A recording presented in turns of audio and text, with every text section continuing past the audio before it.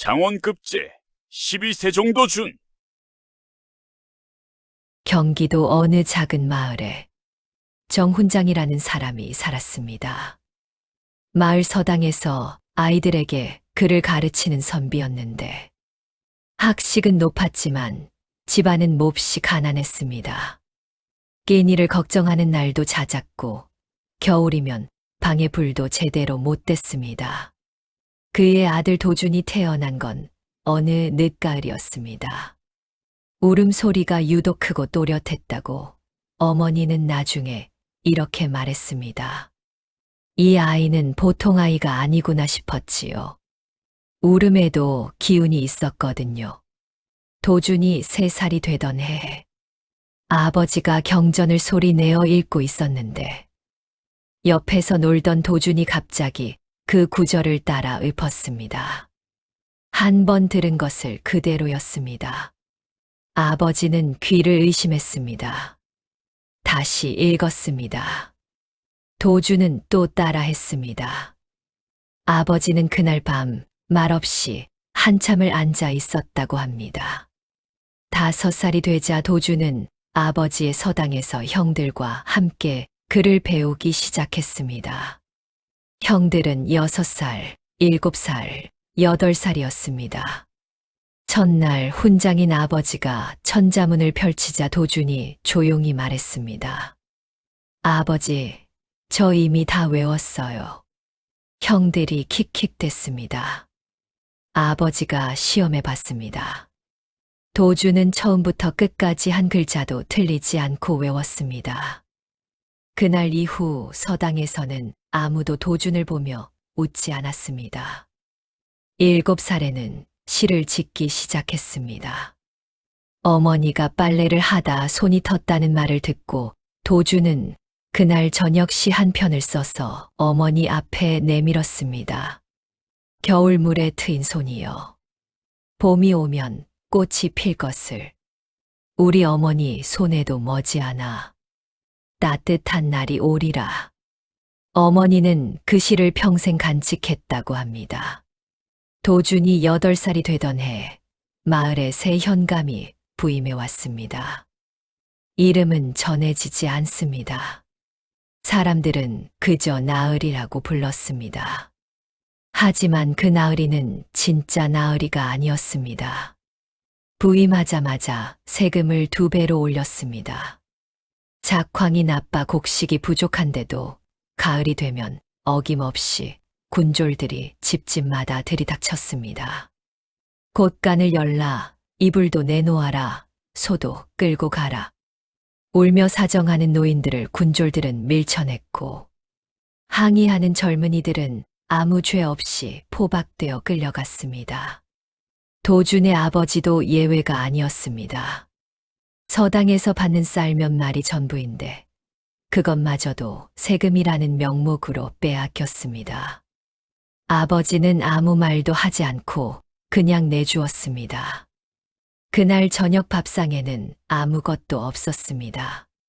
도준은 배가 고팠지만 아버지에게 아무 말도 하지 않았습니다. 대신 마당에 나가 한참을 하늘을 바라봤습니다. 그 눈빛을 어머니가 보았습니다. 어머니는 아무 말도 하지 않았지만 속으로 알았습니다. 이 아이가 지금 무언가를 결심하고 있다는 것을. 마을 어른들은 수군거렸습니다. 관아에 고해봤자 소용없어. 현감이 판사고 현감이 검사인데 한양에 상소를 올리면 누가 쓰겠어. 썼다가는 가족이 다 잡혀가. 그냥 참는 수밖에. 하지만 도준은 생각이 달랐습니다. 참는다고 해결되는 건 없다는 걸 8살 아이는 이미 알고 있었습니다. 그해 겨울 도준은 아버지에게 말했습니다.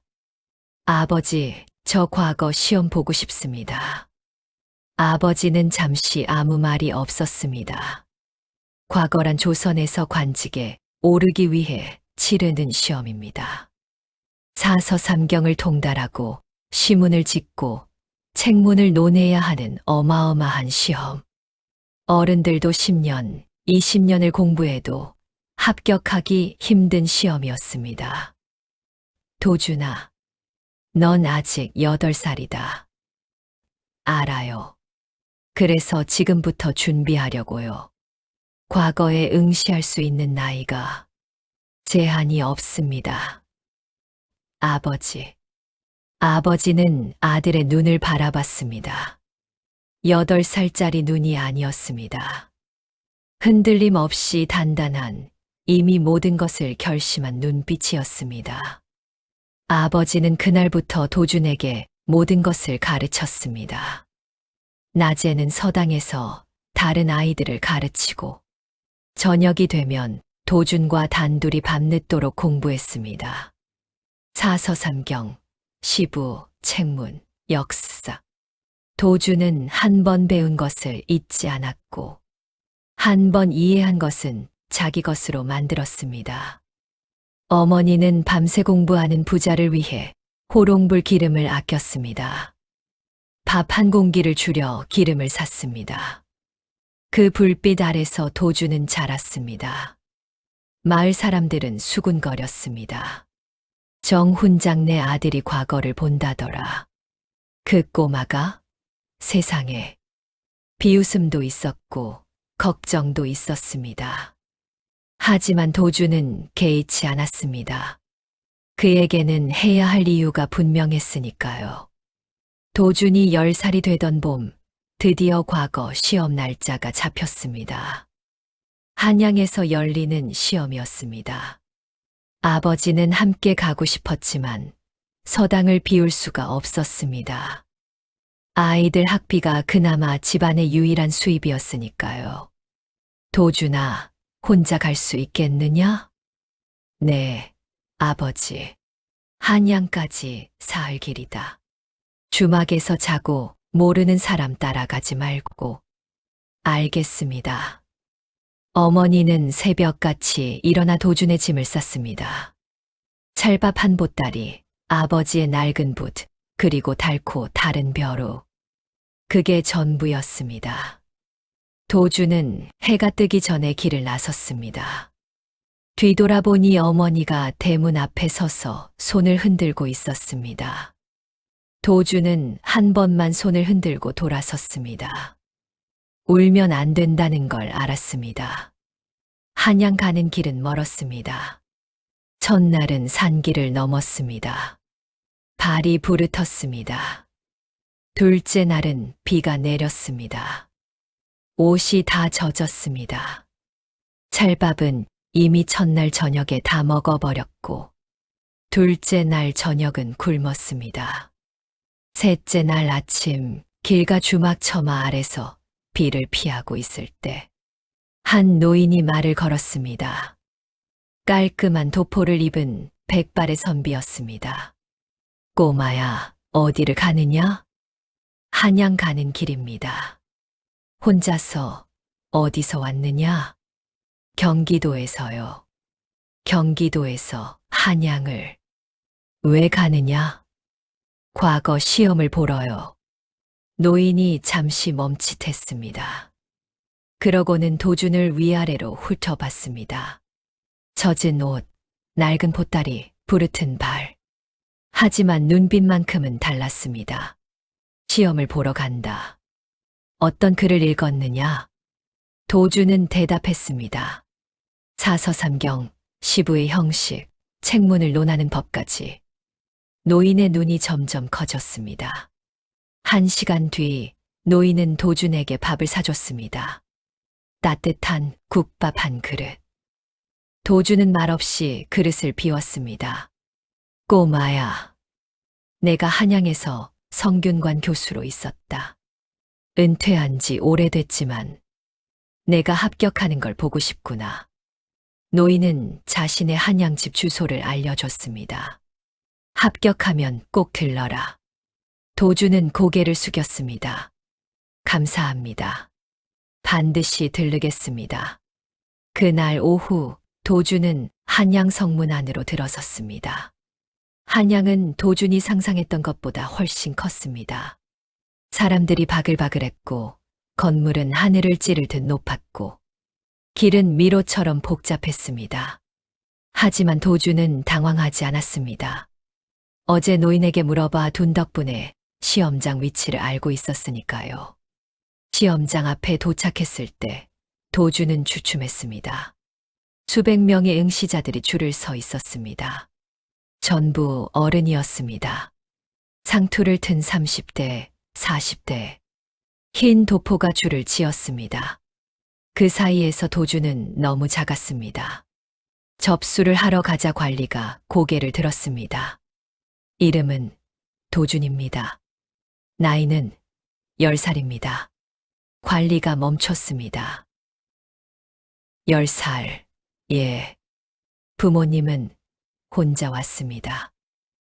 혼자. 뒤에서 사람들이 웅성거리기 시작했습니다.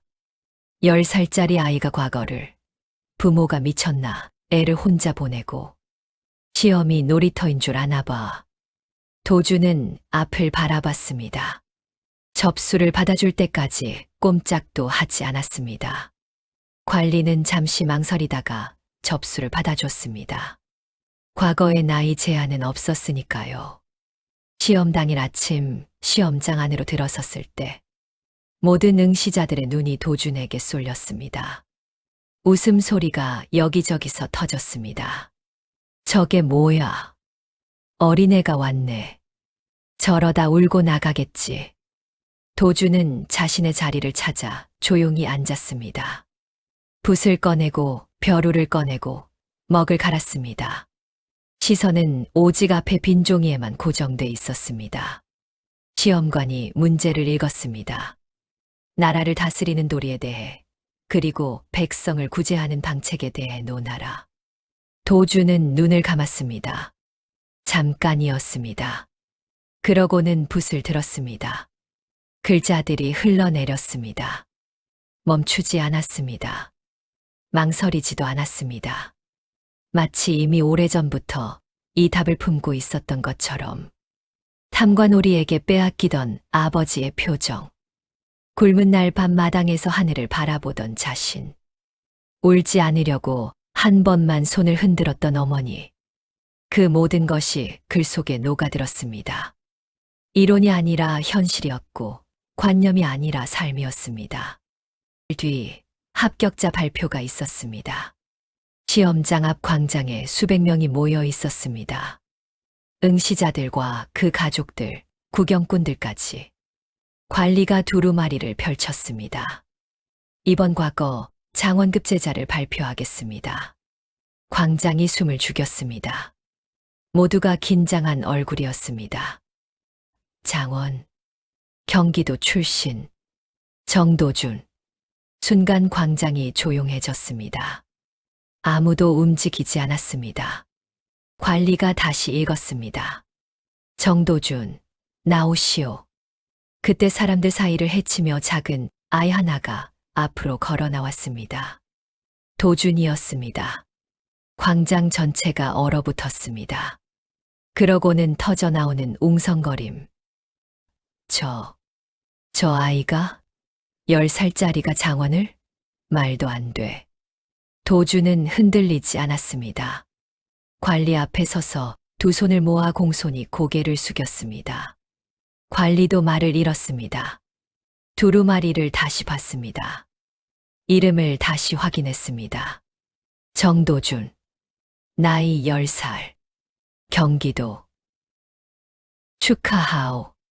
그 말 한마디에 광장이 다시 술렁였습니다. 장원급제자는 임금 앞에 나아가야 했습니다. 편전에서 임금이 직접 그 인물됨을 살피는 자리였습니다. 신하들이 먼저 임금에게 보고했습니다. 전하, 이번 장원이 10살 아이입니다. 임금이 잠시 침묵했습니다. 10살. 예. 경기도에서 혼자 올라온 아이라 합니다. 데려오너라. 도준이 편전으로 들어섰습니다. 용상 앞에 엎드려 절을 올렸습니다. 임금이 한동안 말없이 내려다봤습니다. 그러고는 천천히 물었습니다. 나이가 몇이냐? 10살이옵니다, 전하. 혼자 한양까지 왔다고? 예. 두렵지 않았느냐? 도주는 잠깐 생각하고 대답했습니다. 두려웠습니다, 전하. 하지만 더 두려운 것이 있었사옵니다. 무엇이? 아무것도 하지 않는 것이옵니다. 편전이 조용해졌습니다. 임금이 몸을 앞으로 기울였습니다. 내 답안지를 읽었다. 백성의 고통에 대해 쓴 대목이 있더구나. 직접 겪은 것이냐? 예, 전하. 저희 마을에는 탐관오리가 있사옵니다. 백성들이 세금을 빼앗기고 있습니다. 그것을 바로잡고 싶어 과거에 응시했느냐? 그것이 전부는 아니옵니다만 그것이 처음이었습니다. 임금은 오래 생각했습니다. 그러고는 좌우 신하들을 바라봤습니다. 신하들은 서로 눈치를 봤습니다. 이 아이에게 사또직을 내리도록 하라. 신하들이 술렁였습니다. 전하, 아직 나이는 지혜를 막지 않는다. 답안지가 증명한다. 임금의 말에 더 이상 이의를 제기하는 신하는 없었습니다. 며칠 뒤 도주는 고을 사또로 임명되었습니다. 하필이면 그 고을은 탐관오리가 날뛰던 바로 옆 고을이었습니다. 부임 행렬이 고을로 들어서던 날, 길가에는 구경 나온 백성들이 줄을 지었습니다. 사또 행차라기에 나와봤더니 말 위에 앉은 건 아이였습니다. 갓을 쓰고 관복을 입었지만 누가 봐도 아이였습니다. 백성들이 웅성거렸습니다. 저게 우리 사또, 아이고, 하늘도 무심하지. 어린애를 보내다니. 이제 우리는 끝났어. 도주는 백성들의 시선을 모두 느꼈습니다. 말 위에서 고개를 들어 천천히 주위를 둘러봤습니다. 피곤하고 지친 얼굴들, 기대라고는 없는 눈빛들, 낡은 옷, 여윈 얼굴. 도주는 말을 멈췄습니다. 그러고는 말에서 내렸습니다. 수행 군졸들이 당황했습니다. 사또가 갑자기 말에서 내리다니. 도주는 길가에 쪼그려 앉아있는 한 노파에게 걸어갔습니다. 할머니, 이 고을에 사신 지 오래되셨습니까? 노파가 깜짝 놀라 고개를 들었습니다. 예, 평생을요. 고을에서 가장 힘든 것이 무엇입니까? 노파가 눈물을 글썽였습니다. 아무도, 관아 사람 중에 아무도 이렇게 물어본 적이 없었습니다. 세금이지요. 너무 많아요. 알겠습니다. 도주는 일어나 다시 말에 올랐습니다. 관아로 향하는 내내 도준의 얼굴은 굳어 있었습니다. 할 일이 분명해졌으니까요. 관아에 도착한 다음 날 아침, 도주는 아전들을 모두 불러 모았습니다. 아전들은 어린 사또를 우습게 봤습니다. 어른들은 뒤에서 코웃음을 쳤습니다. 며칠이나 버티려나. 금방 도망가겠지. 도주는 세금 장부를 꺼내라고 했습니다. 장부를 받아 펼쳤습니다.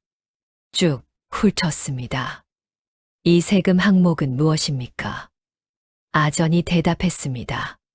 가을 수확 세금이옵니다. 법정 세율의 2배가 넘습니다. 그것은, 이 항목은 예비 비축 명목이옵니다. 비축된 곳가는 어디입니까? 그것은, 이 항목은 길 보수 공사 비용이옵니다. 어느 길이 보수됐습니까? 아무도 대답하지 못했습니다. 장부 속 세금들은 전부 이름만 있고 실체는 없었습니다. 어디로 갔는지, 누가 가져갔는지. 도주는 장부를 덮었습니다. 오늘부로 법정 세율 이외의 모든 추가 징수를 중단합니다. 이미 거둔 것은 백성들에게 돌려줍니다. 일주일 안에 계산해서 올리시오. 아전들의 얼굴이 굳었습니다. 사또, 그것은 위에서 허락을. 내가 이 고을 사또입니다. 허락은 받았습니다. 소식은 빠르게 퍼졌습니다.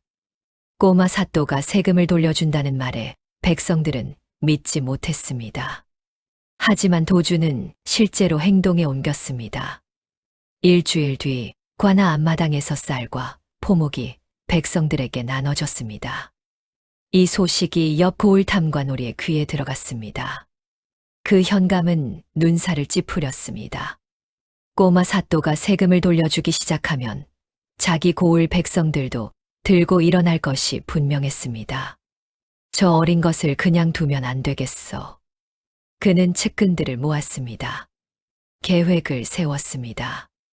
도준을 함정에 빠뜨릴 계획. 며칠 뒤 관아에 한 통의 고발장이 올라왔습니다. 도준이 세금 장부를 조작하고 공금을 횡령했다는 내용이었습니다. 고발인은 아전 중 한 명. 뒤에서 시킨 손이 있었지만 장부상으로는 그럴듯해 보였습니다. 한양에서 어사가 파견됩니다. 그 전에 도준을 직무정지시키라는 명이 내려왔습니다. 관아 안이 술렁였습니다. 아전들은 쑥덕거렸습니다. 그럼 그렇지. 어린애가 무슨 사또야. 오래 못 갈 줄 알았어. 도주는 명을 받고 방에 홀로 앉아 있었습니다. 11살 아이가 감당하기에 너무 큰 일이었습니다. 무너질 것 같았습니다. 하지만 밤이 깊어갈 무렵 관아 앞에 사람들이 모이기 시작했습니다.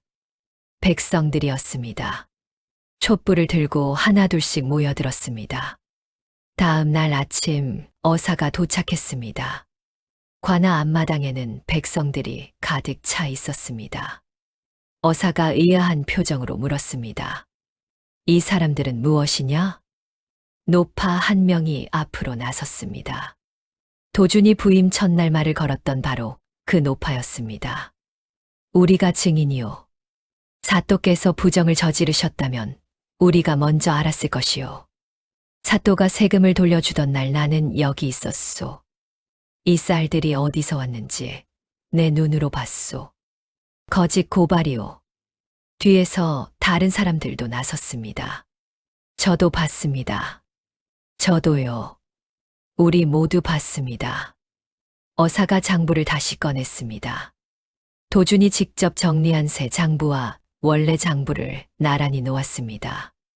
한쪽은 불법 징수의 흔적이 가득했고 다른 한쪽은 깨끗하게 정리된 법정 세율만 있었습니다. 어사는 오래 들여다봤습니다. 그러고는 고발한 아전을 불렀습니다. 몇 가지를 물었습니다. 아전은 더듬거렸습니다. 결론은 명확했습니다. 며칠 뒤 옆 고을 현감이 파직되었습니다. 도준을 음해하려다 오히려 자신의 비리가 드러난 것이었습니다. 수년간의 불법 징수, 횡령, 고을 재산, 착복. 한양에서 포졸들이 내려와 그를 잡아갔습니다. 도준의 고을은 조용해졌습니다. 두 고을 합쳐서 세금이 제자리를 찾았고 봄이 되자 사람들은 오랜만에 마음 편히 씨를 부렸습니다. 어느 날 아침 관아 앞마당에 아버지가 서 있었습니다. 소식을 듣고 먼 길을 달려온 것이었습니다. 아버지는 아무 말도 하지 못했습니다. 도준도 아무 말을 하지 않았습니다.